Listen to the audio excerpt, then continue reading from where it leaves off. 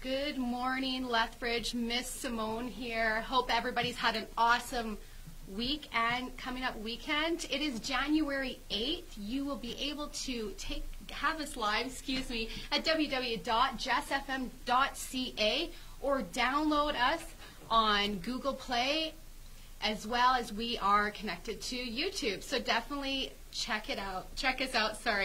And I have a special guest, actually from Lethbridge Living Magazine, Melissa. Thank you so much for coming on the show. How are you doing? I'm doing great. Thanks for having me. Yeah, excellent. I was kind of nervous because when I was looking up about you, I was like, oh no, I'm going to actually interview a journalist, because I think that's why I'm stumbling so much.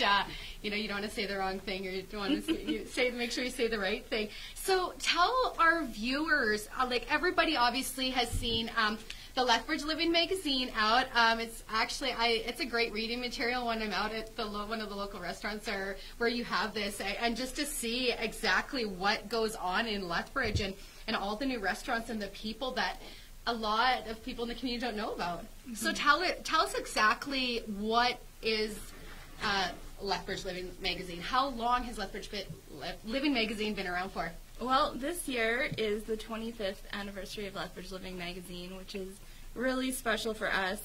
The first issue came out in spring of 1994, and it was started by David Carpenter, who ran Robin Southern Printing. So he got a team of people together, and they created this wonderful magazine that was committed to telling the stories of the interesting people in Lethbridge doing very interesting things.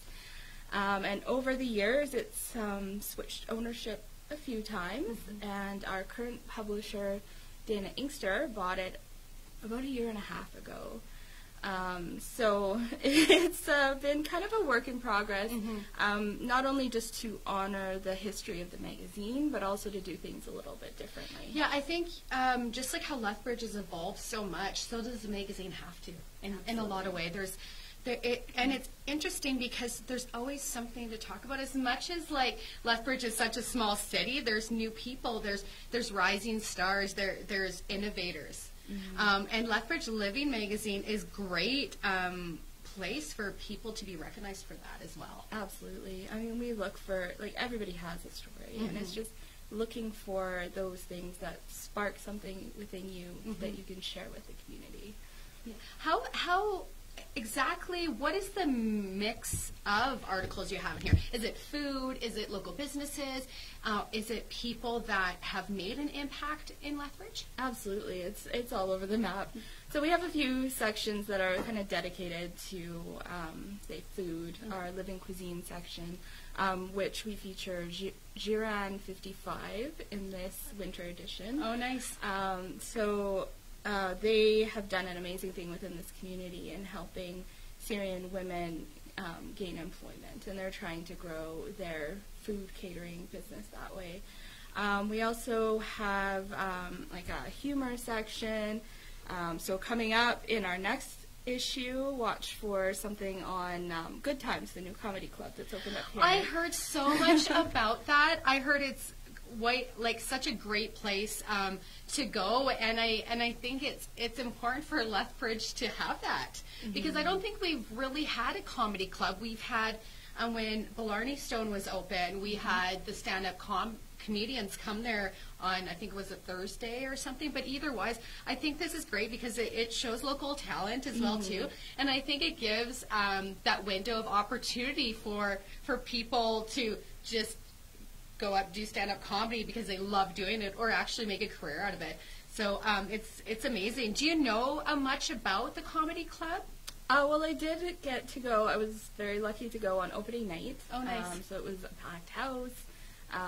There was a lineup of comedians that each had about 7 minutes in order to do their act and kind of gain some traction for their upcoming shows.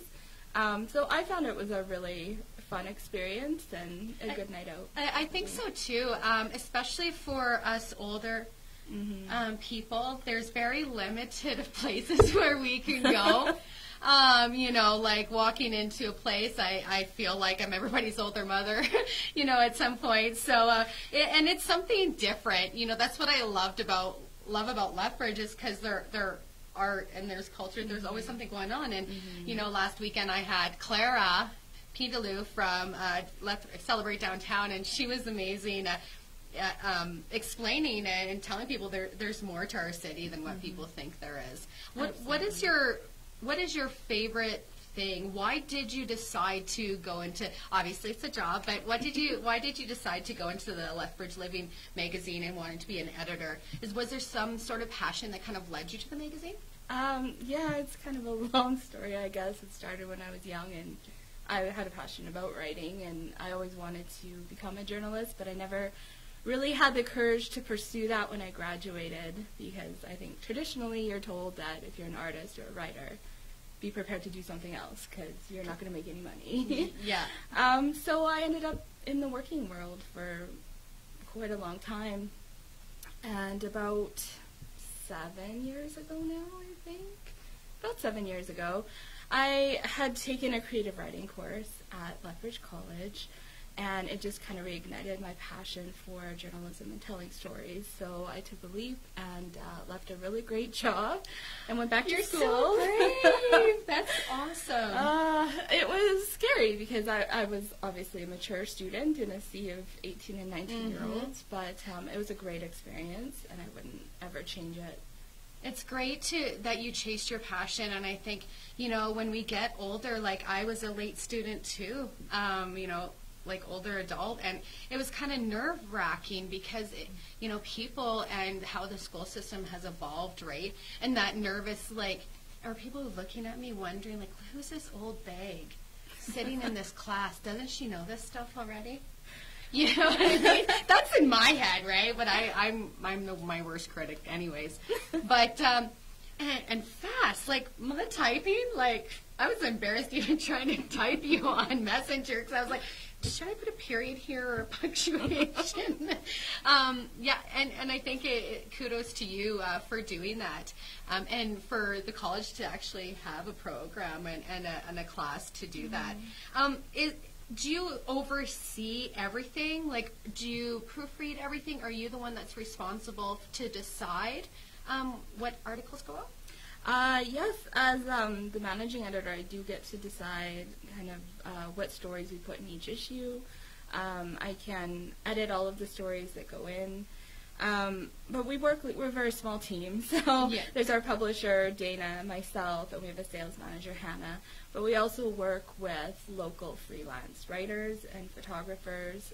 If they have a story idea, then they can pitch it to me. And if I think it's a good fit for the magazine, then I can coach them along and help them out with their stuff as well. That's great that, you know, it's only the three of you, but to be able to work with local writers and stuff, I think that's just amazing because you are supporting our community in that way as well, and supporting people that have never been heard or would like a voice or to be recognized, and to say, hey, can you help me out with my passion? What do you think? Do you just touch on tourism and restaurant stuff? Do you touch on any sensitive things in the community in the magazine? Well, with this issue, we do. Like, I recognize our community is very diverse. So as a result, I wanted to make sure that everybody has something that they would like to read or hear about in this magazine. So when I heard that the Chinook Sexual Assault Center was coming to be, I heard about that back in maybe October. I knew that was something that I wanted to have in the magazine as a feature about that, because I feel it's so important for this community to know that they have a resource like that and a team that is so dedicated to helping them out and listening to them. That's amazing. You know, like I was saying last Saturday, everybody, about those silent heroes, you know, that recognize things that we need to talk about in our community, and we need that extra support. And when I seen that when you said that to me, I was like, this is going to be amazing to talk about this, because I don't think a lot of people know. A lot of people don't know about the Chinook Sexual Assault Center. So this is something that needs to be addressed. It's like one of those pink elephants in the room, and this is why I've been so passionate about this project. If it all connects and makes sure that these people have somewhere to go, and there is resources where people can be that support and know how to support you, because after you're assaulted, you go through so much emotion up and downs, and some people commit suicide. Some people, like, you can sit next to someone every single day, not even know that they've either just been assaulted or been harboring this memory and these things that happen to them. And it's scary, and it's hard to talk about. And when you live in a smaller city, there is resources, but not as much, right? And to have, Lethbridge Living Magazine to say, hey, community, we're here, we're supporting as well too, and these are things that are important that I think that they need to be talked about within, boundaries, because some people talking about drugs and sexual assault is very sensitive. It's a sensitive thing. So I can just imagine on the editor's side that it's like walking on eggshells, but you need to inform. Did you find that something like that? Was there a reason why to write that article was really important for you? Yeah, absolutely. And like you said, you never know when you're sitting beside someone who's been through something absolutely horrific. And in chatting with Christine Casey, and I've talked with her many times over my reporting career. So we've built that relationship. She's such a wonderful person. And just to know how deeply sexual assault has infiltrated a community. I mean, so many people are affected by it, or they know someone who is affected by it. Absolutely. So they need to know that there is a resource, and there has always been resources. But like Christine said, like they're kind of like piecemeal. There's you go here for this, there for that. Or they branch off. You meet one person, and then someone can direct you. There's never not someone that doesn't know some information in Lethbridge that can direct you or know someone to help you. I feel that helping community is actually small, and people know each other because everybody's on the same level. We're here to help. We're here to educate. We're here to support. And to have that open door, and who knows, someone could be like sitting there one day, opening your magazine, something's going on in their life, and they're like, hey, I didn't know, and I really need this help. I think it's super, super important. And then she brought another magazine here. Can you tell us about this? Because I had no idea about this magazine, and I think people should know because, like she says, like on the front of this, it's Wider Horizons, a publication. Wider Horizons. Sorry, I don't have my glasses on. Wider. Okay. Sorry. No glasses today. I'm stuttering up a storm today. Must have been all that fun at Hudson's. Any hooser. Ringing it in. God, ring it in the back. Okay. No, I'm scared to say it. It's okay. Wider. Wider. I'm just playing. Wider Horizons. So a publication of Lethbridge College. On the front page here, it says, special feature, how the opiate crisis has changed the way we work. College alumni share stories from the front lines. Like, this is huge. Unraveling drug addiction. Addiction knows no boundaries. Research rooted the local landscape. This is like college students, right? No, this is actually the team at Lethbridge College that creates this. So their editor, Lisa Kozleski, is phenomenal, and she's probably the better one to interview about this magazine. Okay. So there's an idea for an upcoming show. Pencil that in. Pencil that in. But she's really tackled just such a huge issue in this community, and she's talked with former alumni that have gone on and how the crisis is affecting them in their workplace now. Yeah, it does, like you said, it affects everybody, right? Like being sexually assaulted drug addiction, all these things affects people around you and your family and the community and things like this as well. And it is a very touchy subject too, that I've touched on a couple of times. But if it wasn't for, right, at the college, like these young adults are coming into college, you know, totally blindsided, right? And, you know, try this, try that, do this. You should see the sexual assault rates for women under 25. It's absolutely, and majority of them is college and university students going into, you know, situations thinking that, you know, these are safe environments and no one will do anything. And yeah, it's a sad, and we don't hear a lot about stories like you said, the sexual assaults, human trafficking. I'm sitting with a group of people one time, and they're like, "We have prostitutes in Lethbridge." Yeah, we do. But when you're not looking for it, they look like normal people, because doesn't matter, drug addiction, people look, right? They judge. Okay, this is what a drug addict looks like. This is what a prostitute looks like. This is what someone looks like that just got assaulted. Well, that's not even the case at all. But because society and what we see in music videos, that this is accepted and this is what the stereotypical in society, but this is what they say they look like. Meanwhile, you know, they can be anybody. There are people in their homes. Yeah. There are university professors. Absolutely. Not naming anyone that No, specifically. no. But Anywhere around the world. Anybody, not just anywhere. Lethbridge. Yeah. Yeah, absolutely. I think it's fabulous. Thank you.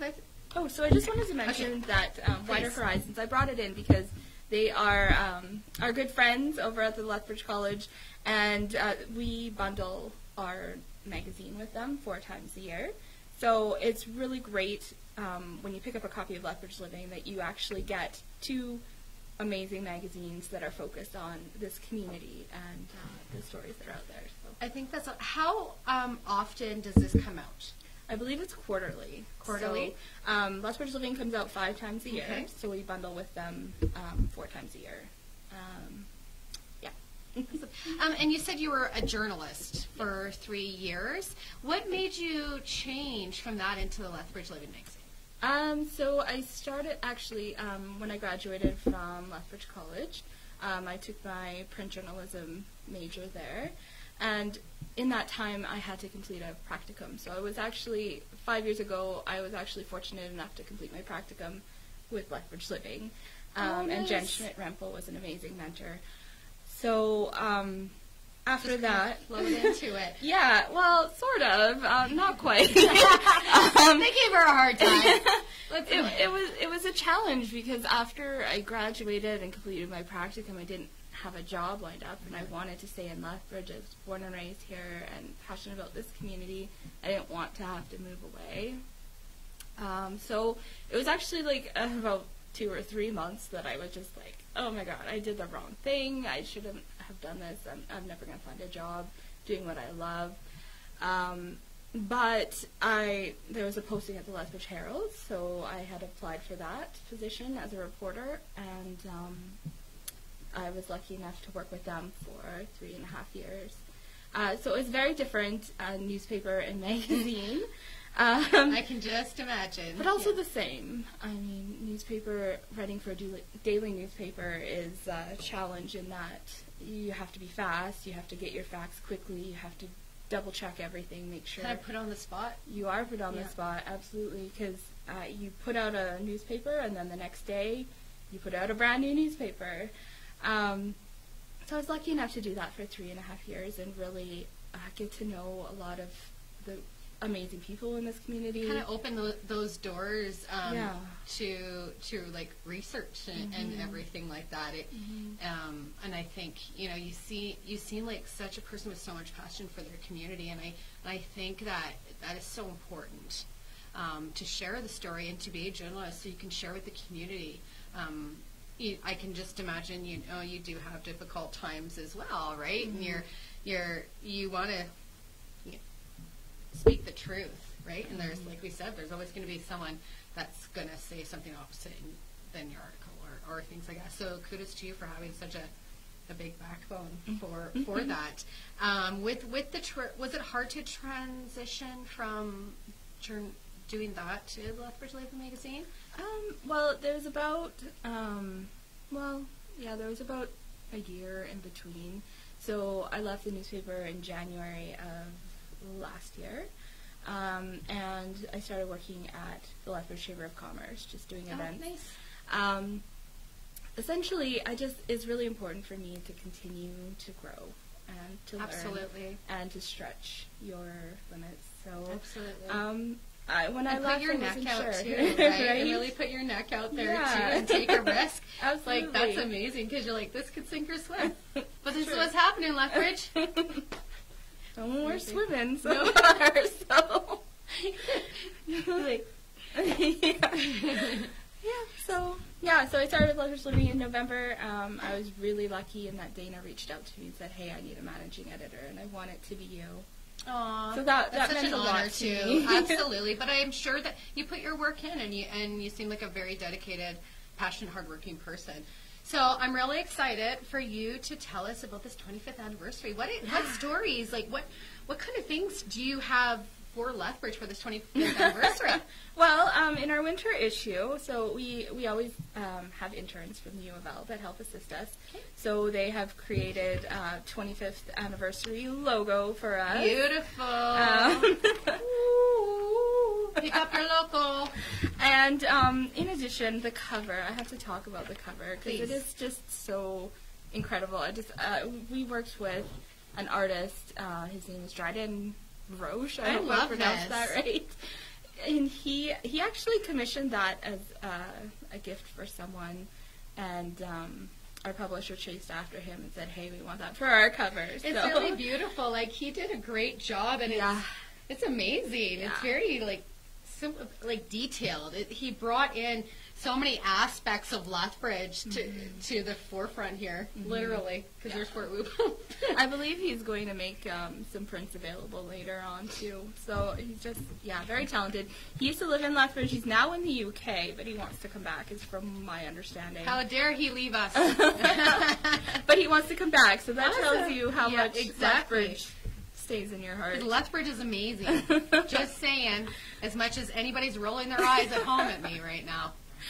So for this issue, we went back and talked about the history of the magazine, but then I also wanted to find some people that were featured in our very first issue and see where they are now. Oh my, I bet you that was fun. It was So fun. who are these people? Well, the first one, her name is Jody Gallet, and Okay. she is the University of Secretariat at the University of Lethbridge. Oh wow. So basically, she's pretty much the president's boss, I guess is okay to say that. she counsels him. So she's the Don and Juan directs of the things. university. Just saying. So she was really great. She was Miss Teen Lethbridge in 1994. So like when you called her for an interview, was she like, "You're kidding, right?" Or like, "Yes, was it kind of held back a little bit, or were they like full front?" It was So you're kind like, of "Go cool for it." because she said that they had reached out to her for the magazine's 20th anniversary, and she didn't want to do an interview at that time. Okay. But she said, it's really funny because that magazine, I just found it on my bookshelf last week. Hint, And hint, she's hint, like, hint. this time I want to do it. Aw, So, that's it was awesome. great to talk to her and see where her life has gone. She's done an amazing amount of things in this community. And one of the things, this is kind of the part about always listening and finding another story. But one of the things that she led me to was this other story about 100 kids who care. I'm just reading this now. Please tell me, because these little cuties here. So this is her daughter. Okay. And her daughter's friend. So basically, these little girls attended 100 Women Who Care with their moms, Jody Aww. and I can't remember her mom's name. But Black woman. yeah, so they attended 100 Women Who Care. Are you familiar with what they do? No, please tell me. And tell us, us, because I really want to know. That sounds like a very strong group of women. It does. I'm not a part of it, but I really should get out to some of those meetings. But I know that they meet. I think it's quarterly. But essentially, it's a way of making a very big impact with just a small amount of your time. Because people are busy, people are working, they've got families, whatever. So essentially, they get together quarterly and they donate $100 apiece. And they have a presentation by 3 different nonprofits or charities. And then at the end of the night, they vote on which one to give the entire pool of money to. Aww. So it's a great way to learn about things that are happening in your community, where the needs are. Because I've never heard of that, and for you to like bring it into the magazine, pick up your copy, ladies and gentlemen, because this is so amazing. So these little girls went to one of those meetings with their moms, and they decided, well, why can't we as kids do something? So they started 100 Kids Who Care, and it's the same idea with children, and they can choose between $1 and $10 to donate. So that's awesome, and it shows the kids, right? Some sort of passion and empathy, and that and gratitude, and there's so much things that go along with exposing your children to that, and for your children to say, guess what I want to do? Like, what a better way to feel like you've done something amazing as a parent. And yeah, that's awesome. These are our future leaders that are coming out and giving their allowance to places like Kids Sport or, the Rehabilitation Society. This is absolutely amazing. At 100 Kids Lethbridge dot. I'm like, is this out right now? It is, yeah. Where is the magazine located in the city? You can read it online at lethbridgeliving.ca, but then we also have racks placed throughout the community. Lethbridge Library, Save on Foods, Canadian Tire, a variety of places. And it's free. It is, it's no cost is what we like to say, because this does cost money to produce. Yes, absolutely. So it's definitely not free, but we provide it at no cost to the community. We are looking at creating some kind of a circulation model where we can deliver door to door, so watch for that as well. We'll probably send out some surveys just to get an idea of what will work best. If for the viewers, how can people go about online to look up the Lethbridge magazine? Is there a website that they can go to? Yep, it's www.lethbridgeliving.ca. So you can look up, you can read the magazine in a PDF version, or you can find a specific article, and it goes back for a few different issues. So it does, like, you can go in there and look up last year's issue? And things like, or is it just like when you come out quarterly? I think it's only quarterly. That's something that when we switched hands, we don't have all of our issues digitized, which is something that we definitely have our eye on doing, is being able to do that, but it's just finding resources to do that. And there's just the 3 of you. Yes. 2, right? Yes. You must have is it like a 7-day-a-week job? It kind of sounds like a 7-day-a-week kind of job. It is. To an extent, I would imagine. But it doesn't feel like a job because I'm passionate about it, right? So when you love something, it doesn't feel like you're always working. And if you're so engaged with the story that you're doing, it's so, like you said, it doesn't make it seem like work. Right? Yeah, of course you're going to have hard times, but every job has hard times. Right? There's even your passions. There's going to be moments where you're passionate about something, but it's going to be hard time. Yeah. Like, I don't think anything really goes smoothly, and I found that the less I expect, the less disappointed I'm in. If I I turn around and it's like, no, like, I'm moving forward, like, continue to move forward, right? And we all have flaws and we all make mistakes and things like that. And I think, it's such a great opportunity because I love writing. And I'm terrible at spelling. Linda McFalls. Yes, I know. Linda McFalls, and there's Hi, Linda. Hi, Linda. I know Linda. Do you? Yes. Linda's part of my committee for the fundraiser. Oh, awesome. Yeah, I love Linda. She's such a little blessed heart. I love the group of girls that are coming together and helping me out. So I sent, I was getting the sponsorship proposal letter, and Linda was, writing it out and helping me and stuff, and I'm trying to make cards. She goes, no, and it's supposed to be Will, and then this, so totally coming in to trying to interview, like totally insecure. So then I got her back this morning. She sent me the copy, and I said, oh, it's Facebook 2 words, Linda? Right, but Linda's personality, right? She's just a blessed heart. I love her so much. I'm just reading the Be Heard about the Sexual Assault Center. Where is this center? So they're downtown here. Okay. Is it the building? Professional building. Okay, across from ATB, correct? Yes. Okay. Yeah. So they're up on the 5th floor. Okay. And the exact address is number 502, 740 4th Avenue South. I love Christine. Christine has known me for a very long time. Hi, Christine. I miss you so much at the YWCA. But, there's still so many amazing people over there. And, she was one of my favorites over there. It's hard I can't even have a favorite over there because everybody's so nice. Oh, absolutely. You know what I mean? You're like, but you get closer with some others more. And I'm going to have Jen actually on here on the 23rd Wonderful. To talk about the Amethyst Project. And I'm so happy that the Lethbridge Living magazine brought the Chinook Sexual Assault Center into the magazine. It's one of those things that's kind of shoved under the rug a lot, and it's very traumatic for people to talk about, sometimes even read about, right?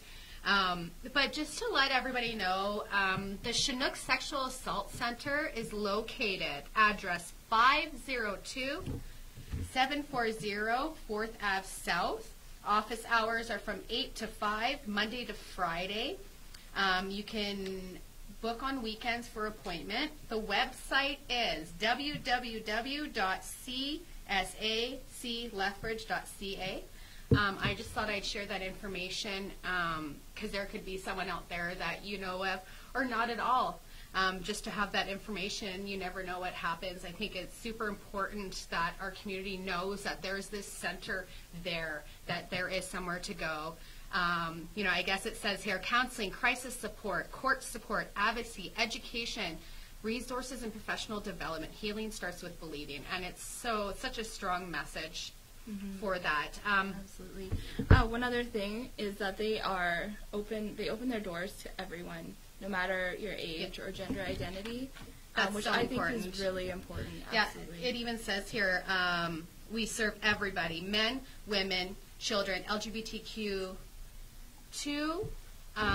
and that's the thing is, like, men get assaulted. Children get assaulted. It doesn't matter your color or race or age. Assault is assault, and that's what people don't understand. It's a really difficult thing because there's victims walking around that we don't know of. I'm a multiple victim of sexual assault, and the worst fear in the world, especially you can imagine for men, is feeling like that's just only for women, and it's not. Men get assaulted as well, and it's for everybody. Anybody can be a victim. It's a very unfortunate thing, but for them to accept everybody, it's really, really huge. And it's good that they say we have our doors open as well. But this is an amazing magazine. What else? What's happening in Lethbridge? There's lots happening here. As far as in your opinion, what do you love most about Lethbridge? Oh goodness, it's just the community. It's a wonderful place to be. There's so much happening. There's a ton of events that you can get involved with. There's a huge philanthropic vibe. Like, people are just willing to help each other out and give back, and I've lived here all my life, so. How do you go about finding these people and these stories? How do you come up with ideas? Do people reach out at you and say, hey, I would love to? Or is it you actually go out and search for these people? Sometimes, and sometimes I get ideas thrown at me. People will email me, so if you ever have a story idea, you can always email me. at editor@lethbridgeliving.ca. Some people reach out through our website because we have a contact form. And then it's just being aware of what's happening and paying attention. Social media, for sure, is a big place to find a lot of stories. Everybody knows my opinion on that. Just stab me in the neck. Just kidding. And yeah, just being aware of everything, like city council. You find big stories through city council. And when I was at the newspaper, that was my beat, was covering city council. So, which to some might sound like a really boring job. But it's not. You get to meet not. people and touch on community topics, which I think is important. And you get to know the inner workings of how our city government works. Like, how do things come to fruition? How are things decided? How are projects decided to be built? So really, if you have a chance to go to a city council meeting, like, check out the agenda. Maybe there's something cool. Yeah, I wanted to give a shout out to Devin Hargraves. He's running for Parliament. He's part of our LGBTQA+ community, and I'm so proud of him. Hey, Devin, you're doing great work. Hey, Devin. I know Devin, too. Yeah. You're doing great work, bud. Keep it up. You have my vote. Absolutely. You've been working hard there at the front lines, taking a lot of criticism, but standing strong. Good for you. Do us proud, Devin. He's an incredible human being. He is. And, like, he's one tone, like, calm. One tone. You know, he's so comfortable to go and talk to you and say hi. He's like, hey. Yeah. You know, really easy going, like, cool. ooh. You know, yeah, awesome. And, you know, his partner, you know, supported him so much. And he has such a great group of friends. And I think he's going to do some amazing things for the politics Definitely one to aspect watch. of it. Absolutely. So, Devin, I will probably want to be talking with you to be in an upcoming issue. I nosed around asking her to myself. That's how it happens. Yeah, though. absolutely. And if I didn't, like, one of the hardest things that I have to do is narrow down the content, because I find there's just so much many information. Yeah, so many amazing stories that I can cover. And one of the good things is you can always there's always going to be a next issue. But it's just like, I want to get it out there now. So. Yeah. And the thing is, because some stories, there's so much you want to say, and you have to keep it within minimal. In my perfect world, I'd be given a 3-hour speech. In my world. I had a meeting. I'm really honored. I haven't shared this with the public yet. There's a couple of really great things happening. So I met with the YWCA and Pink Tie event ladies. They're holding 2 women's conventions, one in May. I don't know the month yet, in the fall time. And yeah, I got asked to speak at these conventions, which I'm really super excited about. The one in fall time is going to be a Women in Business convention. You know, my business will be fully up and running, and I'm really excited that people are giving me this opportunity to speak up about issues that I think, being a survivor of so many things, I'm really excited to be a part of the community. And it's funny because I struggled for so long trying to find my place in the community, because the life that I led and the circles that I ran, you know, there was judgment. There was always judgment, right? And people not really getting to know me, the true me, and the passionate and everything. And all of a sudden, you know, these opportunities are coming. And, you know, it's great when I read the sexual assault, you know, article and things you're doing. I was like, I have to meet this person. And it's I could tell, like, the community has evolved, and people have, because they're opening their mind to different things. And I really believe that Lethbridge Living magazine, you know, opens that door for people to realize, you know, there's people like this, or like the original people, right? And that you interviewed and stuff, like how much people evolved, how much people are accepting in certain things. If it wasn't for, like, Lethbridge Living magazine, if it wasn't for Celebrate Downtown, if it wasn't for these people who have so much passion for our community, we would be, like I said, a little bit more misinformed, or not really seeing Lethbridge for all of its substance that it does have. Yeah, okay, there's always going to be some shit happening.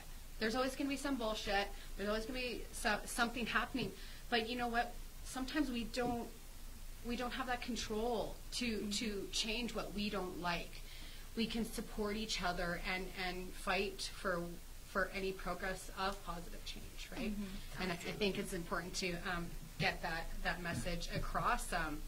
You know, it wasn't for you, those ladies and your guys' boards, like Lethbridge, we wouldn't see for its beauty as well. Anything exciting like that you feel that's coming up? Are you working on your next issue? So are you even allowed to talk about what's in the next one, or kind of roundabout what we should expect? It kind of evolves. Usually I have an idea of what's going to go into the next issue, and then it changes. When is your next issue after this one? So the next one is our April-May issue, so it'll be out on the stands first week of April. But all of our content needs to be done by February the 15th. It allows our designer that we work with, who's also a vocal fellow. That's what you were saying earlier about that. Yeah. And then, so we're in the midst of deciding what to writing things, interviewing people. What does your day look like? Are you like an 8:30 to 5? Like, as far as this, your hours, you must put so much work, all three of you, and so many hours into this. More than, like, this is great. This is a lot of information, but you guys work like months on this, don't you? Well, this issue came to fruition in about 6 weeks. So, oh, wow. It was a bit of a rush to put together. Because I officially started with Lethbridge Living November 1st, and all of the content and the design. They threw you in like a dirty shirt. It's like sink or swim. Pretty much, yeah. Good for you. Here you go. I would have been like, I was like, yeah, at least you're accountable for it. Me, I'd be like, the computer? Oh, jeez, I'm out of here. You hired the wrong person. I'm the one finger typer. I'm still type like that. Do you really? I have to look at the keyboard. I'm like, when I was like in my classes, like being the adult student. Yes. Oh my gosh, like, no, like I'm like, okay, where's this file? They're like, hee. I'm like, shush. I know. I was like, what is Twitter? Yeah. I know. Do you want to go on Snapchat? I'm like, no. What is that? Yeah. What's Snapchat? Everybody's gonna kill me. How can I not know what Snapchat is? Oh, the with the big eyes and the ears. So is that the app? The ones that take those nice, cute little animals? A 40-year-old animal. Not in that way. So fun. Is there anything that you would love to see over time evolved? Is there things in the city that you would like to see happen?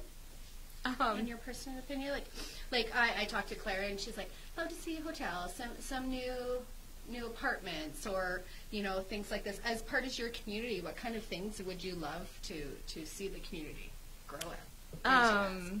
Well, difficult question. It is a difficult question. Da-da-da. I've already seen so much growth. Yeah. I mean, over how many years? But, I think the city's going in a great direction. It's always a challenge, I think, because our demographics. We still have a very high senior population, yes. and we also have a very high youth population. We have a lot of students that are here. So it's just finding a way to make everybody happy. Yeah, absolutely. So we need to have those big facilities like the ATP Center, but we also need to have retirement communities. Absolutely.